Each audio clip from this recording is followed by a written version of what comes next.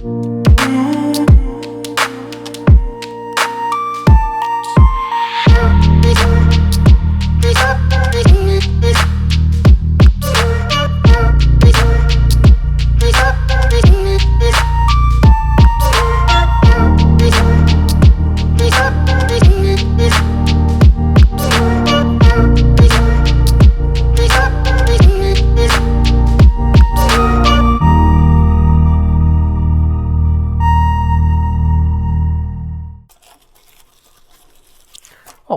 hey, how's it going there?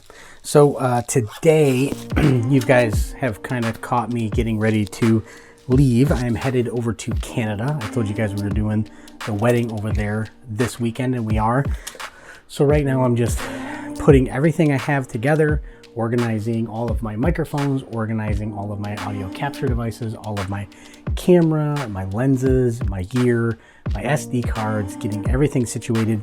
This is something I do before every job.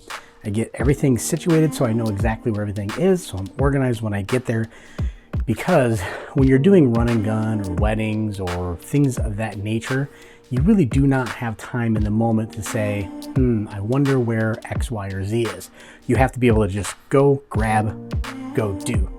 And so on this shoot, what I'm taking is the 6D Mark II, which you guys are actually on right now. I'm taking my Ronin S, and I am also taking my Osmo Pro, or not Pro, Osmo Plus.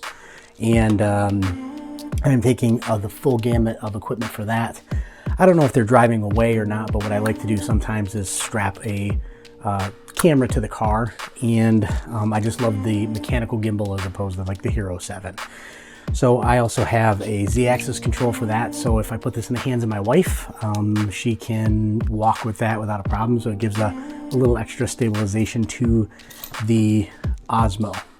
I typically carry 3 to 4 recorders, Zoom H1s, and typically I use these to mic the bride and the groom the whole time, and then the third Zoom, which I'm wearing now, I use that to actually mic the podium mic, so that I get 3 separate audio sources just in case something happens.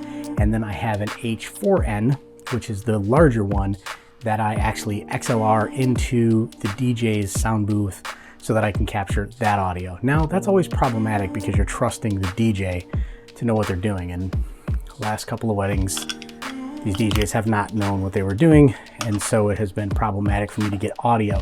So I tend to be a little nervous about that. I'm also going to take a couple of other cameras. So I've got my T3i, another camera that I use for maybe stable shots. I might put that on my slider. I think I need another table over here, so I'm gonna grab something for this. 1 second. Well, it's not really a table, but it'll do. So this is my low pro bag. So again, whenever I'm going on a shoot, I go through and clean out everything. I lay out batteries that need to be charged upside down, batteries that are charged are right side up. Take out everything from my bag and configure everything back in the bag so that I know where it's at, because on the last job, I know that I got a little crazy. So I will walk through this. The other thing is, I mentioned the other day that I cannot shoot with my drone in Canada because they changed the laws. So on this shoot, sadly, my Mavic Pro has to get put away. Now, I'm not going to not take it. Hint, hint, clue, clue. I'm still going to take it, but I'm not going to take it in my bag. So I'm just going to load everything up in this separate little pouch that I have, this bag that has everything in it, nice and neat. I'll throw that in the back of the car. That way I have it should I want to get something footage-wise for myself or for the wedding. Maybe in the US I could get some shots of like Ontario, Windsor, whatever. SD cards, which I need to go through and format. My Edelkrone slider, beautiful for weddings. Especially because you can program this to loop automatically. So I can take a camera and put this on a tripod on the side and have some actual panning motion in the shot while I'm taking the Ronin S and running around. And then I typically have my wife run a camera that is on a tripod, or possibly put the Osmo in her hand and have her walk around as well. It just depends on what's happening at the wedding. So I've got several cases of ND filters at various different ranges so that I can meet the demands of any shooting condition. Gaff tape, which I always have on me, and then my 50mm lens there. So now my bag is pretty well cleaned out. Up here I've got a couple of attachments for my aperture lights that I tend to carry around. The Aputure ALM9, I think these are. So these are the little guys. So you can put these anywhere to sort of create lighting, maybe for product shots, or the rings or different things that you're going to shoot there. And then I also have the larger Aputure light with the heat sink on the back that has bicolor. So I carry these three with me at all times. So listen, this is boring. The point is that whenever you go to do a shoot, you have to know exactly what you have for the shoot. So you have to go through and clean all of this stuff up and get it all organized. And I don't have a lot of time to do it. That's the trick. We have to leave very, very quickly after I'm done with work. Right now, I'm just taking this little bit of time on my lunch to pack it all up and get it situated. I still have calls that I have to take and make between now and the end of the day.